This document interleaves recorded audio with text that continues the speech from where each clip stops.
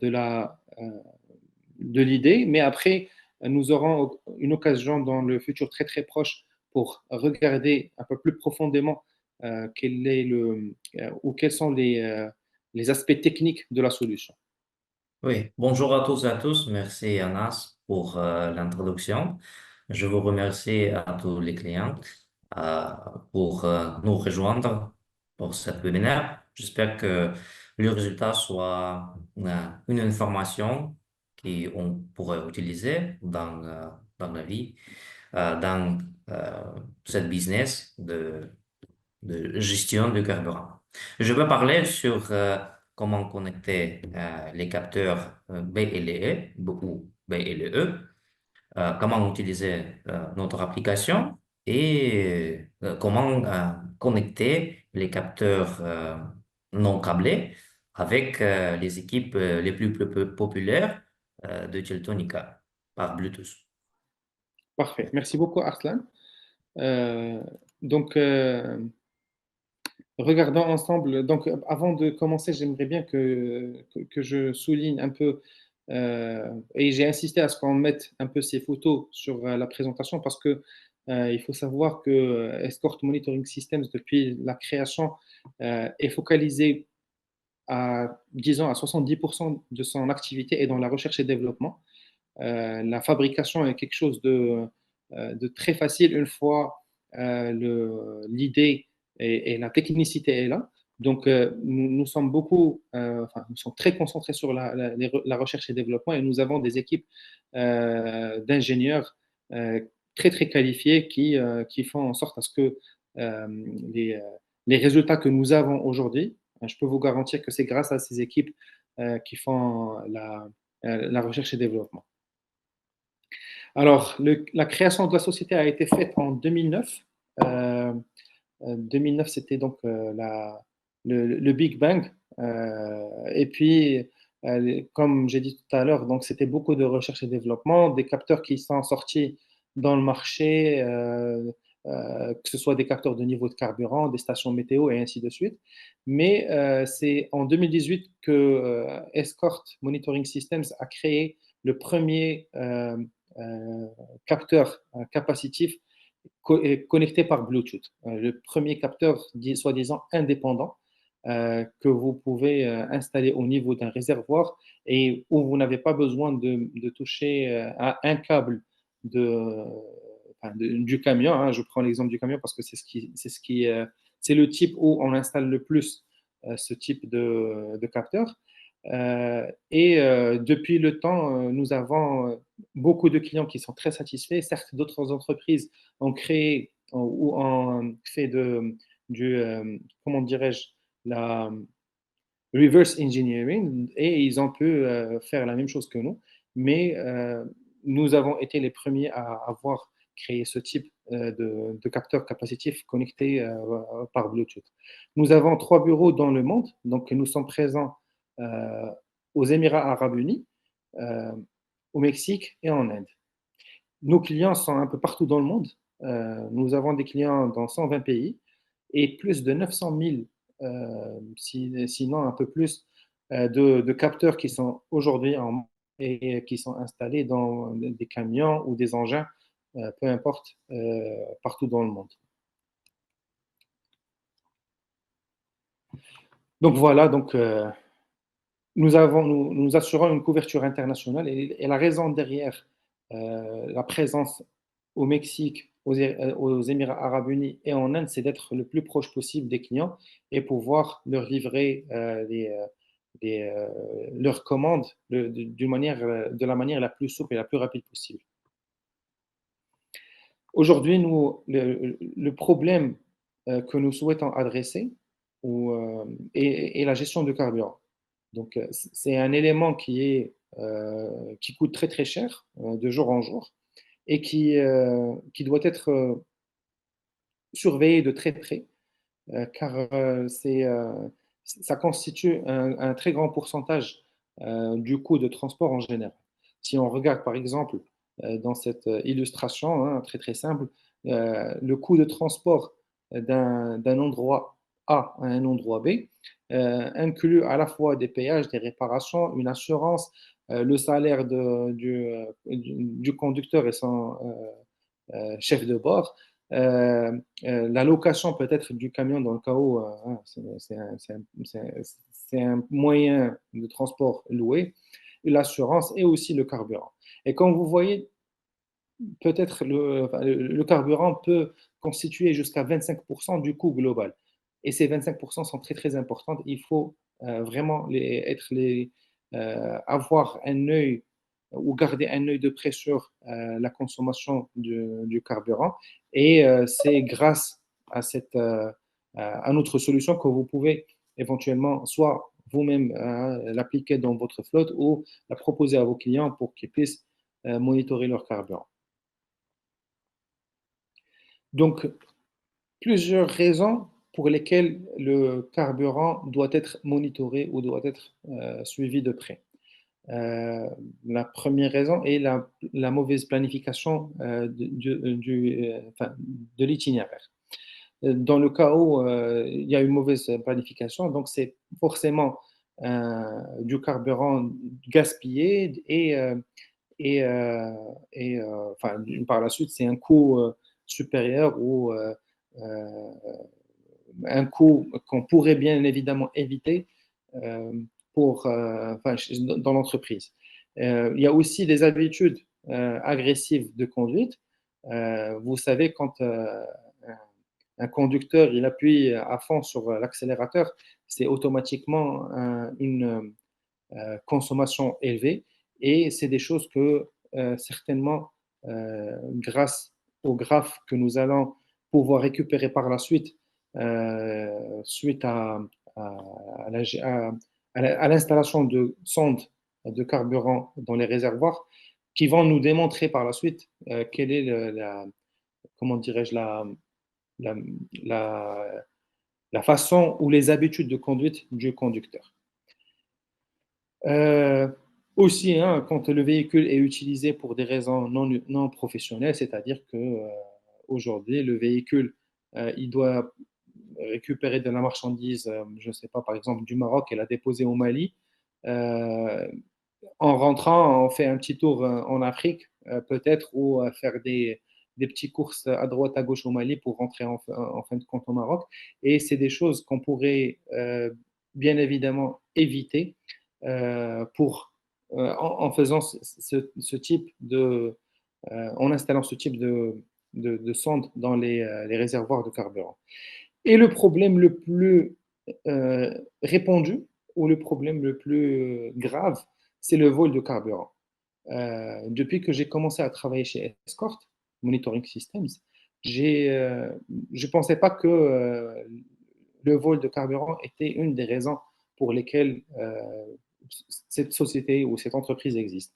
Mais croyez-moi qu'avec le temps et avec euh, mes différentes conversations avec plusieurs clients, que ce soit en Afrique ou en Europe, j'ai eu l'occasion, enfin, j'ai appris que le problème le plus grave dont souffrent les entreprises en général, c'est le vol de carburant. Et malheureusement, c'est quelque chose enfin, jusqu'à présent, d'inévitable, du moment que l'entreprise n'a pas opté pour la solution de monitorer le carburant via les sondes euh, ou via les capteurs de niveau de carburant. Mais aujourd'hui, une fois l'entreprise fait cette installation, ils ont au moins, ils gardent un œil de très près et ils ont au moins une visibilité sur la consommation de carburant. Et grâce à ces capteurs-là, on peut détecter quand est-ce que le véhicule ou quand est-ce que le réservoir a été vidé, quand est-ce que le réservoir a été rempli, la quantité qui a été vidée et ainsi de suite. Donc, c'est une solution qui peut servir au client, c'est-à-dire la société de transport, euh, qui va vraiment l'aider à diminuer le coût de transport en faisant un monitoring de très près de son carburant. Je suis désolé, je me suis arrêté beaucoup sur ce slide, mais il y a vraiment plein de raisons pour lesquelles il faut installer le capteur de niveau de carburant. Donc, la valeur ajoutée que vous pouvez mettre à disposition de vos clients, c'est des données précises. Aujourd'hui, grâce au capteur de niveau de carburant, nous pouvons détecter par exemple, dans un réservoir de carburant de 500 litres, on peut facilement détecter un changement de un demi-litre de carburant. Bien évidemment, si l'installation a été faite correctement, et c'est quelque chose que mon collègue Arslan traitera tout à l'heure dans la présentation. Donc, la valeur ajoutée que vous allez donner à vos clients, c'est les données précises que vous allez mettre entre leurs mains. Les données précises ne vont pas venir toutes seules, mais il y a des conditions. Donc, la première condition, c'est avoir des produits de qualité. Je ne vous cache pas qu'aujourd'hui, nous avons plusieurs clients, surtout en Afrique, qui étaient partis vers d'autres clients ou d'autres fournisseurs dans des pays en Asie pour récupérer, pour acheter ou pour installer les centres de carburant, mais malheureusement, ils n'étaient pas vraiment très satisfaits vu la qualité de ces produits-là. Et aujourd'hui, ils souhaitent investir un peu plus pour devenir client chez Escort et essayer de fournir des données de très bonne qualité à leurs clients. Donc, du matériel de qualité, ça veut dire forcément des résultats de qualité et c'est la première chose que nous pouvons vous assurer. Après, nous avons un support technique qui est disponible 24 heures sur 24 et 7 jours sur 7. Vous avez, je pense que c'est quelque chose euh, qui est spécial Escort Monitoring Systems et être là tout le temps disponible pour couvrir ou répondre à toutes les demandes de tous les clients partout dans le monde, c'est notre spécialité. Et bien sûr, bien évidemment, cette solution-là va rapporter une valeur ajoutée au client final qui est une économie importante sur la consommation de carburant dans la flotte. Alors, nous allons traiter par la suite deux types de capteurs de niveau de carburant. Un qui est câblé, donc c'est un capteur qui est alimenté par la batterie du véhicule, et un autre non câblé, celui qui est alimenté par une batterie interne qui est installée au niveau du capteur. Donc, nous avons une garantie sur les non câblés, une garantie de 3 ans, et puis une garantie de 5 ans pour les capteurs qui sont câblés. Chose dont nous sommes aussi fiers aussi, c'est que le niveau de réclamation est très très bas. Sur chaque 1000 capteurs vendus, peut-être nous allons recevoir une seule réclamation, et c'est quelque chose qui montre un petit peu quelle est notre force vraiment dans la fabrication et surtout dans la recherche et développement dans ce domaine-là de capteurs. Alors, vous, autant qu'intégrateur, je ne sais pas si nous avons que des intégrateurs ou si nous avons aussi des clients finaux. Mais aujourd'hui, autant qu'intégrateur, vous n'allez pas faire le travail pour rien, mais vous allez forcément avoir un retour sur votre investissement. Aujourd'hui, nous pouvons vous garantir que le client pour lequel vous allez choisir d'installer des capteurs de niveau de carburant de la marque Escort Monitoring Systems va certainement soit revenir pour équiper le reste de sa flotte ou recommander nos produits ou vous recommander vous-même à d'autres confrères. Donc, nous pouvons vous garantir des clients fidèles tout au long des années, hein, du moment que vous êtes là et vous travaillez sur cette activité, vous aurez des clients qui vont revenir, ça, nous en sommes sûrs. Aussi, un flux de trésorerie continu, c'est-à-dire qu'une fois vous allez faire l'installation, vous allez, enfin, ça va vous prendre 3 à 4 mois peut-être, puis vous allez commencer à récolter les fruits de votre installation. Et un client satisfait va certainement recommander d'autres, c'est-à-dire que ça va vous aider à manipuler, plutôt monopoliser pardon, le marché où vous allez être principalement. Alors, excusez-moi, afin de mieux vous connaître, je souhaiterais vous poser quelques petites questions. Si mon collègue Arslan pourrait lancer le quiz, c'est une question c'est des questions très faciles dans lesquelles, enfin, auxquelles vous pouvez répondre pendant 1 à 2 minutes. Mhm.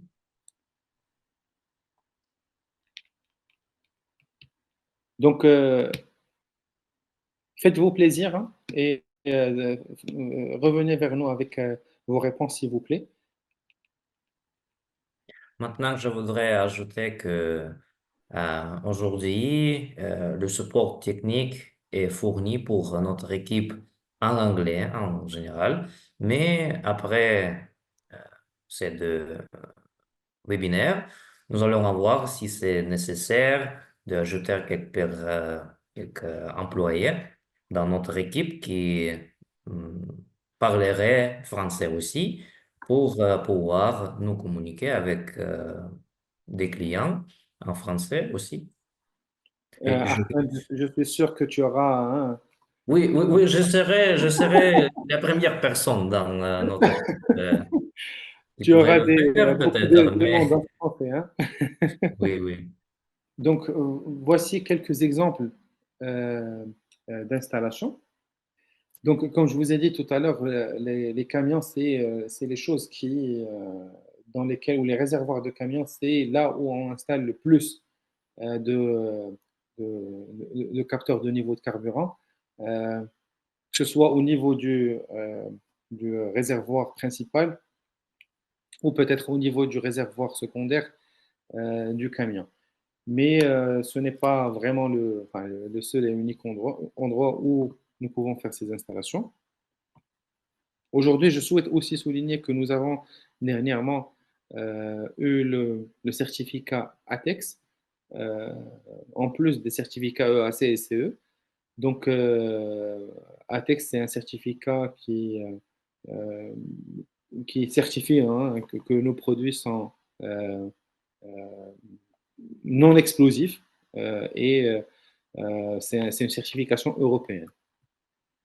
Alors, pour le système de gestion de carburant, il nous faut principalement euh, trois, trois éléments pour assurer ce système de gestion. En premier lieu, donc, le capteur de niveau de carburant. Euh, et en deuxième lieu, donc, un GPS pour qu'il puisse transmettre les données reçues par le capteur de niveau de carburant dans dans le système qui va pouvoir lire et transformer ces données-là en dashboard facile à visualiser et à comprendre par vos clients. Comme je vous ai dit tout à l'heure, après 3 à 4 mois, donc, vous allez commencer à récolter les fruits de votre installation. Aujourd'hui, vous allez investir dans l'acquisition de ces produits et dans l'installation de ces produits, les charges que vous allez payer effectivement à vos salariés, vos techniciens, mais euh, par la suite, vous allez pouvoir récupérer, ça ne va être que du bénéfice pour votre société, et surtout que euh, nos produits, ou plutôt nos capteurs, ne nécessitent pas vraiment des interventions euh, semestrielles ou biannuelles ou annuelles. C'est des capteurs qui sont très simples à manipuler, qui sont très simples à entretenir et qui ne nécessitent vraiment pas d'entretien, à part que si vous si vous optez pour les capteurs de type TDBLE, c'est là où vous aurez besoin de changer la batterie. Mais autre que ça, vous n'aurez pas vraiment besoin d'intervenir au niveau du capteur pour l'entretenir. Alors, quelques chiffres qui sont importants à connaître. En mettant en place cette solution, vous allez pouvoir diminuer le gaspillage et l'abus de carburant. Et cela est possible jusqu'à 90% de gaspillage que vous allez détecter, vous allez pouvoir l'éliminer. Vous pouvez aussi réduire les coûts de carburant jusqu'à 30%, que ce soit au niveau, que ce soit à la détection de vol ou au niveau des itinéraires mal prévus ou mal programmés, ou quand un camion, par exemple, est en démarrage alors que le camion stagne dans un seul endroit. Donc, c'est des cas où vous pouvez vraiment intervenir et là où vous pouvez montrer à votre client qu'il est possible euh, de, de diminuer ses charges en étant très proche de la flotte et en monitorant d'une manière très efficace la flotte. Oui, Arslan, je te laisse la main pour parler un petit peu du oui, volet oui. technique. Oui, oui. Et pour comparer différentes formes de gestionner Oui, le carburant, donc je crois que la majorité euh, des participants ont déjà connu, ont déjà eu quelques expériences avec des différentes formes de gestionnaire le carburant. Euh, la majorité a probablement considéré euh, les méthodes comme euh, CAN-bus, par exemple, ou les capteurs ultrasons, ou les débitmètres. Et donc, euh, je crois qu'il faut parler à nos clients sur les avantages qui sont offerts par les capteurs de type capacitif en particulier.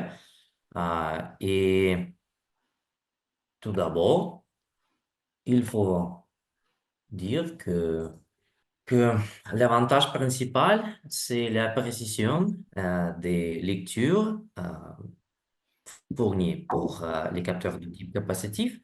Parce que la sensibilité des capteurs type capacitif est plus élevée que cela des autres capteurs, comme les capteurs ultrasons, par exemple, ou bien sûr les capteurs installés par défaut dans les réservoirs au carburant des voitures, des véhicules, qui effectivement euh, fait partie du système CAN-BUS. Le deuxième avantage principal, c'est le fait que les capteurs de type capacitif sont assez relativement faciles à installer, beaucoup plus faciles que les capteurs ultrasons.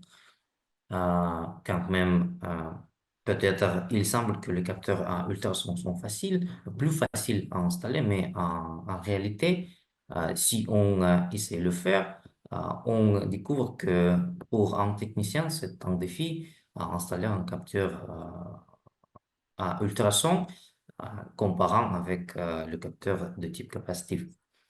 Et le fait de ce que les capteurs capacitifs, si on utilise les capteurs capacitifs, ce n'est pas nécessaire de faire l'entretien régulier.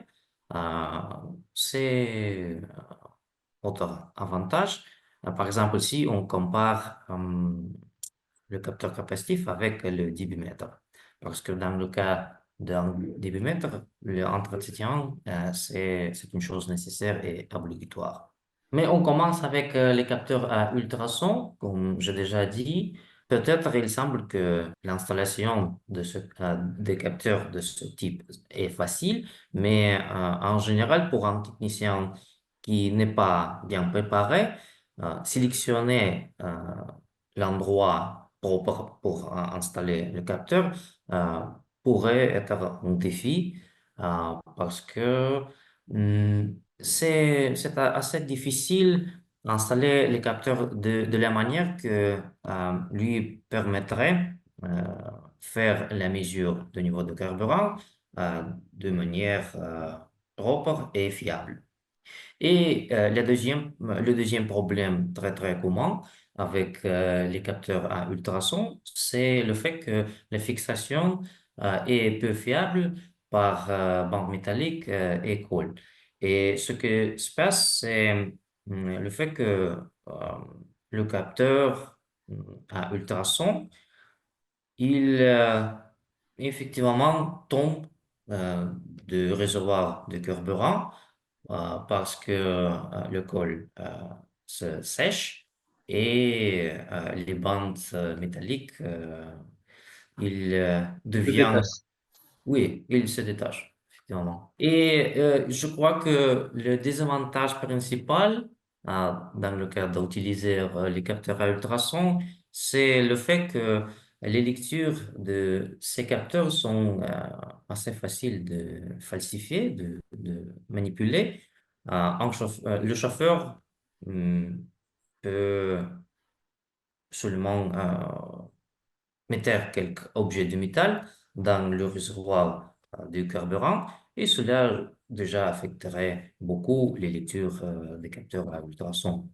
On continue avec les débitmètres et je dois dire que les débitmètres sont une solution assez bonne parce que ils ont la précision très haute dans le calcul de la consommation parce que ce dispositif s'installe dans les tuyaux du système de administration de carburant d'un véhicule.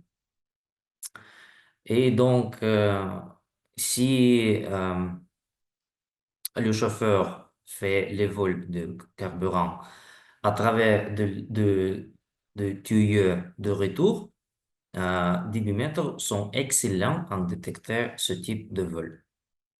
Mais en même temps, ils ont des avantages parce que ils ne peuvent pas détecter les vols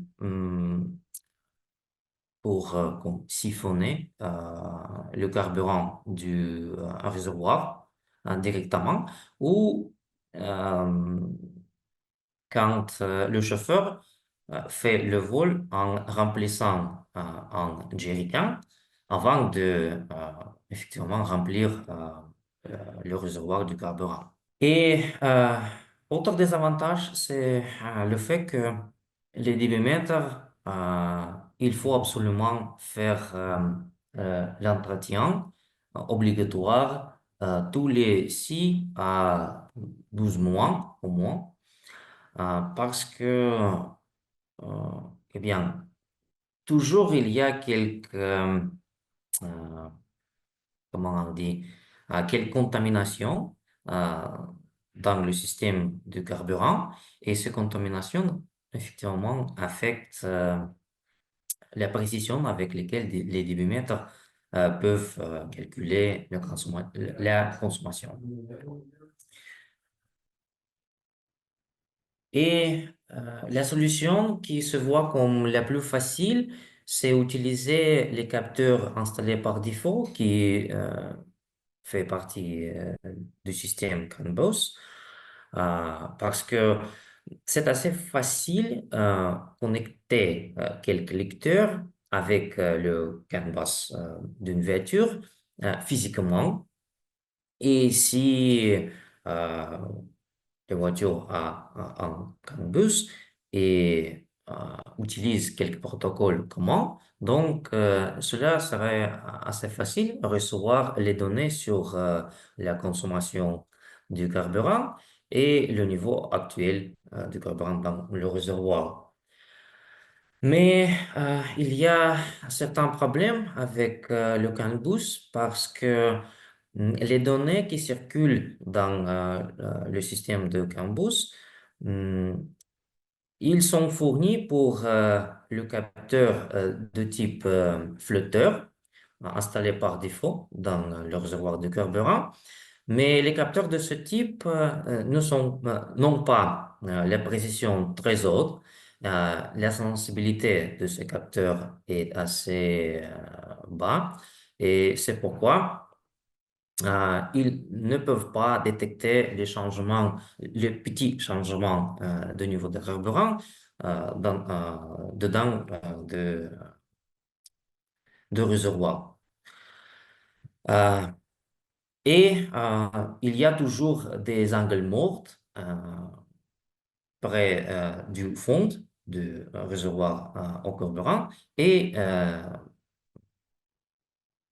près de la partie haute de carburant de réservoir aussi. Et ces angles morts, vous pouvez donner jusqu'à 100 litres de carburant non surveillé en total. Et le deuxième problème avec le système Canvas, c'est le fait que la deuxième source de données, c'est effectivement le calcul de consommation basé euh,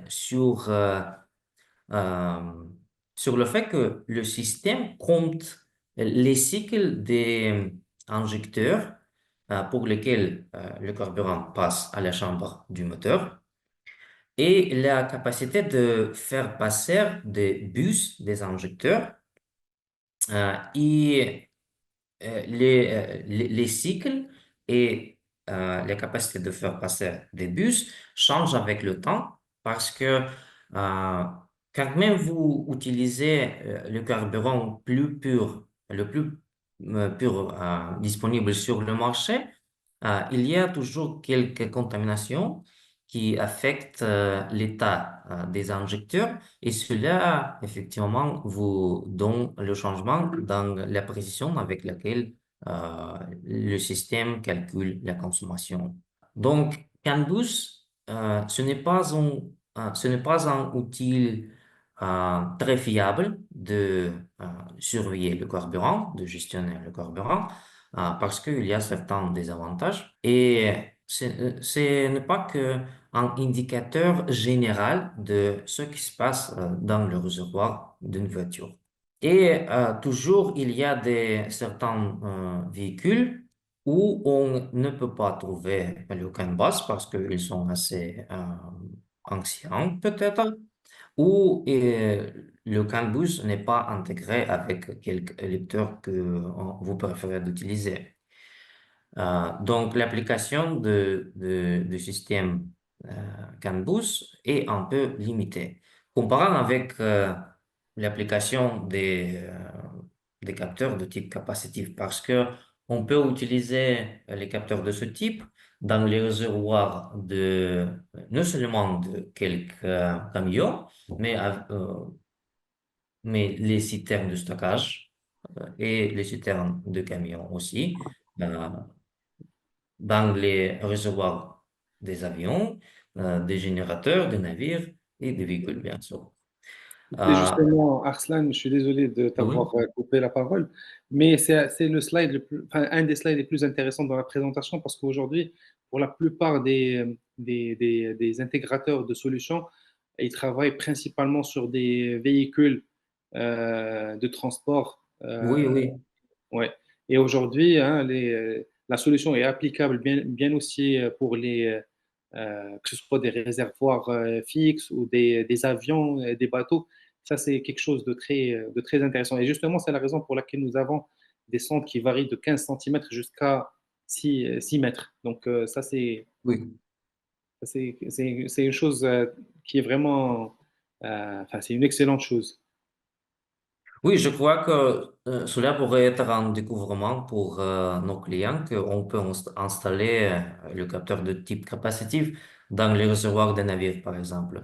Donc, si on parle des différents modèles que nous pouvons offrir, ce sont deux modèles très populaires maintenant, un capteur de type BLE et le deuxième modèle, c'est un capteur filaire qui a les interfaces, les sorties RES 4800 par exemple, la sortie de fréquence et la sortie analogique, mais en même temps, les capteurs TD 150 BLE sont datés de Bluetooth Et cela facilite beaucoup la procédure de configuration, de connexion de ces capteurs en utilisant notre application qui est, euh, qui est disponible pour les smartphones qui utilisent iOS et Android aussi comme le système d'opération. Les deux modèles montrés sur vos écrans sont très polyvalents et sont euh, excellents quand on parle de la connectivité avec différentes équipes GPS.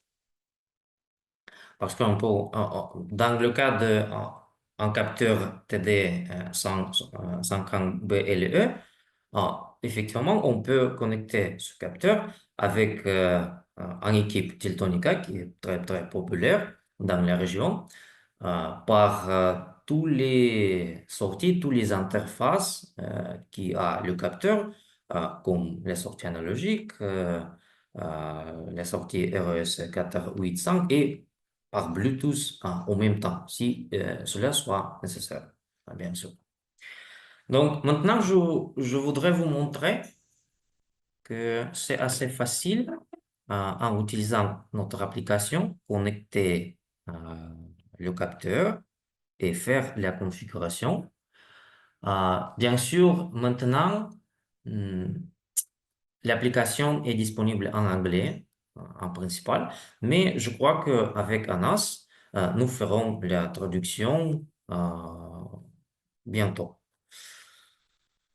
Donc, pour connecter un capteur, il faut ouvrir la section de configuration, choisir le modèle. Aujourd'hui, je veux utiliser le capteur TD-BLE non câblé. On peut le voir ici. Et pour le connecter, je choisis le modèle et euh, je peux introduire euh, le nombre de série, le numéro de série et je peux connecter le capteur. En utilisant l'application, après de couper ou allonger les tuyaux d'un capteur, je peux faire la configuration et c'est nécessaire de le faire parce que sans faire le calibrage, le capteur ne pourrait pas vous fournir les données précises. Effectivement, il ne pourra pas fonctionner. Donc, dans l'application, je peux, je peux faire les calibrages. Je peux changer la plage dans lequel le capteur fait la mesure du niveau de carburant. Il y a deux options là-bas. Je peux changer la filtration après installer le capteur et faire le calibrage de capteur même et de réservoir au carburant. Et je peux faire le calibrage sans carburant et avec le carburant. Mais nous allons avoir le deuxième webinaire où je pourrai montrer chaque action de la procédure d'une manière plus détaillée. Pour faire le calibrage du réservoir ou l'étalonnage, il faut ouvrir la partie de calibrage et bien sûr, on peut envoyer un fichier avec le table de conversion des lectures de niveau en litres ou en gallons. Mais comme j'ai déjà dit, on va couvrir euh, cela dans notre webinaire suivant. Et pour vous montrer que c'est assez facile configurer et établir la connexion entre un capteur et une équipe GPS, euh, je voudrais vous montrer la procédure euh, qu'il faut faire si on utilise une équipe Teltonika. Donc, j'ai un boîte GPS connecté avec mon ordinateur et je vous montre la procédure. C'est assez facile et rapide. Donc, dans la section de système, je choisis codec 8 étendu. Euh, je vais à la section de Bluetooth. Je active le Bluetooth, effectivement, de mon équipe. Euh, Après cela, je peux euh, ouvrir l'onglet de Bluetooth 4.0. Ici, je choisis désactiver l'option de non-stop scan parce que cette option ne fonctionne pas toujours. Donc, c'est mieux opter euh, pour la réalisation de BLE scan chaque 30 secondes et faire que les sessions durent approximativement comme 20 secondes. Après cela, je fais clic dans Advanced et je dois introduire L'adresse MAC. l'adresse MAC, oui, l'adresse MAC de mon capteur. On peut voir l'adresse MAC sur le capteur il-même ou en utilisant l'application pour Mhm. Android, on peut voir l'adresse MAC dans notre application.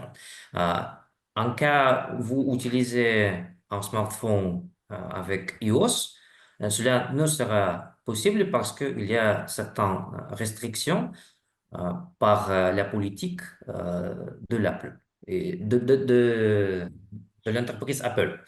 Et c'est pourquoi nous ne pouvons pas transmettre l'adresse MAC directement à Au smartphone. vos iPhones, effectivement. OK, après introduire le MAC, il faut choisir euh, le preset des configurations en sélection Escort Fuel, l'autre. Et dans la section des sorties et des entrées euh, d- de l'équipe, il faut activer la transmission des lectures de notre capteur et on choisit la priorité euh, bas, low en anglais. Et cela déjà sera suffisant pour que l'équipe rapporte hum, tous les lecteurs de capteurs à votre plateforme. Après cela, il faut sauvegarder la configuration de votre équipe et bien sûr vérifier si l'équipe peut recevoir les lectures de capteurs. Mais aujourd'hui, cela peut être un peu difficile pour mon équipe parce qu'il y a beaucoup de capteurs BLE autour de lui-même et c'est pourquoi la connexion peut-être ne fonctionne comme ça. Parce que nous nous trouvons dans un édifice où il y a beaucoup de capteurs. Donc, relativement, Arslan, la configuration, elle est très, très facile. Oui, Surtout oui. si on utilise des équipements de la marque Teltonika, du moment que c'est l'exemple que nous avons donné aujourd'hui. Et c'est un des équipements les plus fiables au niveau des trackers GPS, n'est-ce pas? Oui, c'est vrai, c'est vrai. C'est pourquoi ils sont très, très populaires. Oui, Et je crois que le prix est assez bon et assez attractif oui. pour les clients. Mais maintenant, on peut voir les lectures de notre capteur. C'est la température qui est transmise euh, par il-même. Euh, c'est le voltage de la batterie de notre capteur et le niveau du carburant. Il se trouve... oui. Comme le capteur est vide, donc le niveau est le minimum, c'est la valeur de 1. OK, Donc, Anas? à la fois donc, pour récapituler comment le capteur TDBLE il fonctionne, ou plutôt les informations que nous pouvons au moins avoir de ce capteur-là, c'est à la fois le niveau de carburant, la température et le voltage de la batterie. De la batterie, oui. Si le D'accord. voltage de batterie est comme 32, c'est effectivement 3,2 volts. Ouais. Cela signifie que il faut probablement aller y changer la batterie, mais je crois que cela passerait après au moins 3 ans Ouais, pour d'utilisation. changer la batterie. Oui, Juste une chose que je souhaite souligner et rajouter à tout ce que Arslan a dit, c'est que il est important comme nous avons parlé de température, il est important de garder en tête que nous avons un algorithme qui est euh, preset, qui est déjà euh, euh, configuré à l'intérieur du capteur. Et cet algorithme nous permet de prendre en considération le changement de température pour pouvoir donner des informations tangibles par rapport au niveau de carburant. oui, oui. Et certains codes d'erreur, je crois que je peux le dire comme ça, Oui, se transmettent comme la température. Donc, s'il y a quelques problèmes avec le capteur, euh, les données sur les températures seront très, très utiles aussi pour faire le diagnostic. oui. Et nous avons aussi, hein, comme vous voyez, nous avons à chaque fois parlé enfin, à plusieurs reprises, nous avons parlé de Teltonika. Teltonika aujourd'hui, c'est un partenaire avec lequel nous travaillons de très près. Et je pense que hein, les meilleurs du marché ne pourront pas s'aligner à d'autres qui ne sont pas vraiment les meilleurs du marché. Donc, nous souhaitons à ce que nous mettons à votre disposition les meilleurs outils pour que vous puissiez avoir des données concrètes. Et je reste disponible moi-même ou mes collègues au niveau de Escort Monitoring Systems à vous fournir enfin, si vous avez besoin de contacts pour pouvoir acquérir ces capteurs-là, ces trackers, nous serons très heureux de vous guider. Ça ne veut pas dire que c'est les seuls trackers avec lesquels le produit fonctionne. Au contraire, vous avez vu tout à l'heure pendant le quiz toute une liste et une panoplie de trackers. Mais aujourd'hui, Teltonika est est une marque partenaire avec laquelle on travaille au Mhm. quotidien. Je pense que Oui, Anas, je oui, voudrais ajouter que nos capteurs sont compatibles avec les équipes Ruptela aussi. Et je crois que la marque très populaire dans la région d'Afrique, c'est Quakelink. Quakelink. Quick oui, oui, oui, Quick. Donc, merci Arslan, merci pour ta contribution très importante et très intéressante euh, aujourd'hui. Merci à notre directeur, Monsieur Albert Zakaria, qui a tout fait, qui a travaillé d'une manière acharnée ces derniers jours pour pouvoir mettre en place cette présentation, et aussi à notre collègue Natalia, qui est très connue sur le marché, qui a géré plusieurs pays auparavant et qui aujourd'hui continue à satisfaire les demandes des clients au niveau des capteurs de niveau de carburant. Et surtout, merci à Arslan d'être à l'écoute des clients et d'avoir une équipe très professionnelle qui est là tout le temps euh, pour gérer les demandes clients. Ce que vous allez obtenir en étant avec Escort Monitoring Systems, c'est, comme je vous ai dit tout à l'heure, une assistance technique 24 heures sur 24 et 7 jours sur 7. Bientôt sera disponible même en français. Vous avez aujourd'hui Arslan qui parle français et nous allons Un petit peu. alors, c'est très très bien. Ton intervention, elle était parfaite.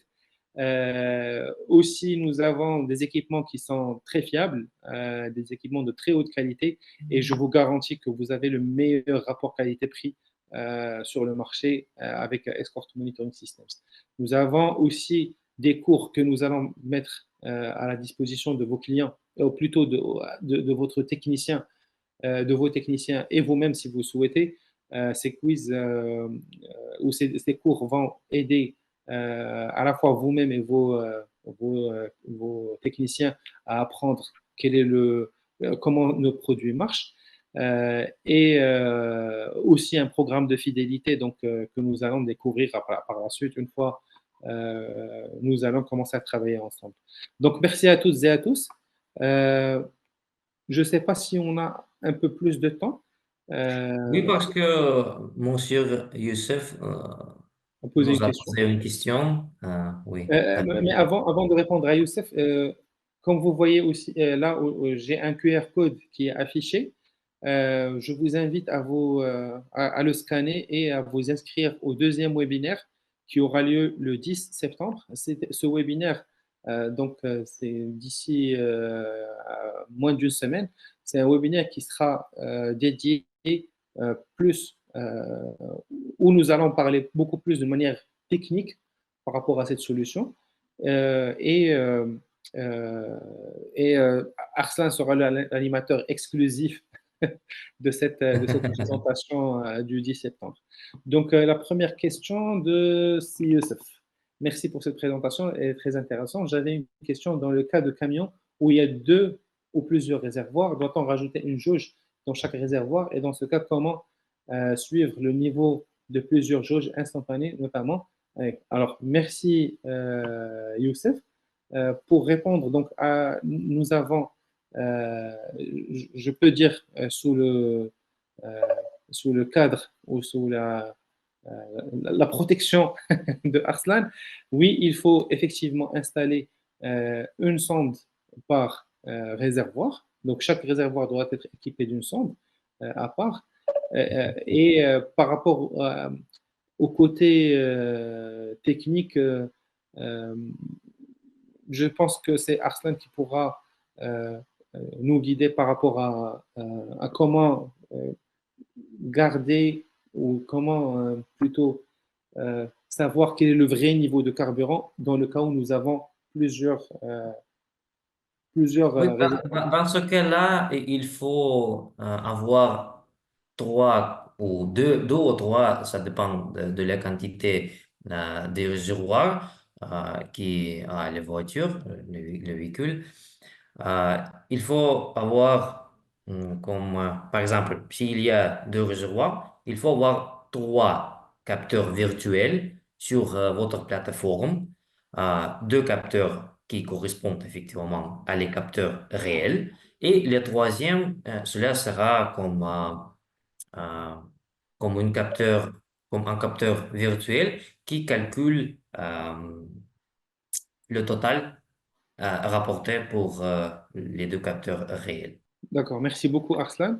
Je vois aussi une autre question par rapport Mhm. à Bon.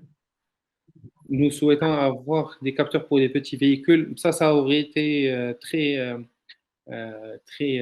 comment dirais-je, très souhaitable. Mais malheureusement, comme vous voyez, donc les capteurs sur les petits véhicules en général, c'est des réservoirs qui sont en dessous du véhicule, en dessous du châssis.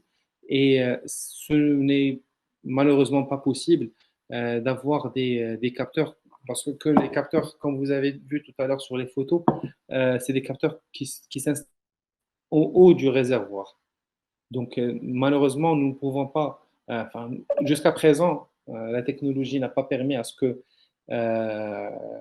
qu'on puisse produire ces types de capteurs du moment que les réservoirs sont tout le temps en dessous du véhicule. J'aimerais savoir si c'est possible. Alors, nous, des capteurs pour les petits véhicules. Alors, merci beaucoup pour cette riche présentation. Alain Michel, bonjour. Que faut-il faire quand la batterie est vide? Quand la batterie se vide, il faut tout simplement la changer. Les capteurs que nous avons sont dotés d'une batterie euh, dans laquelle nous donnons une garantie de 3 ans.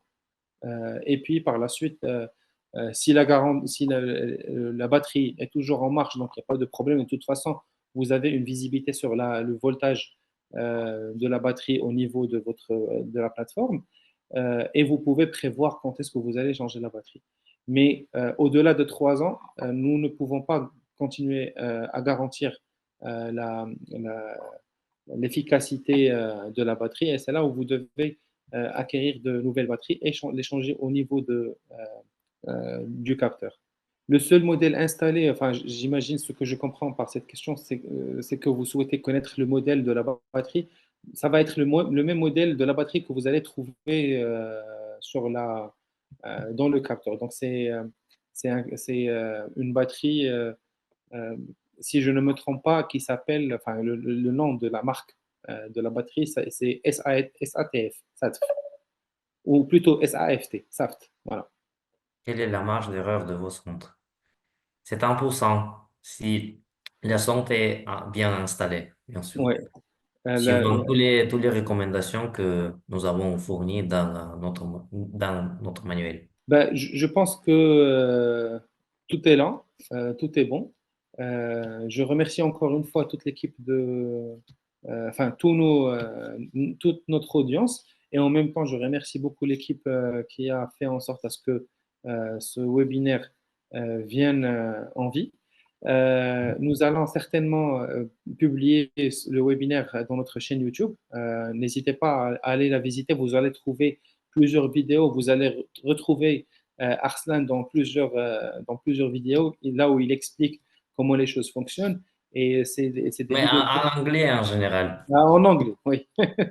Mais ça va venir. Donc aujourd'hui, nous nous ouvrons un peu plus dans l'Afrique francophone et dans les pays européens.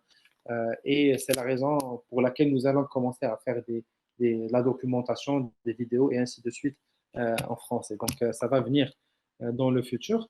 Nous allons vous envoyer le résumé ou le lien par rapport à cette présentation, le lien de la vidéo sur YouTube que vous pouvez bien évidemment partager avec vos confrères. Et par la suite, en gros, voilà, nous vous remercions encore une fois. Merci Arslan, merci Natalia, merci Albert et merci à toutes et à tous d'être là aujourd'hui. Et je pense vous dire à très très vite, à la semaine prochaine. Merci beaucoup pour votre participation. J'espère que nous nous voyons autrefois sur notre deuxième webinaire le 10 de septembre. Parfait. Merci beaucoup et à très vite. Au revoir.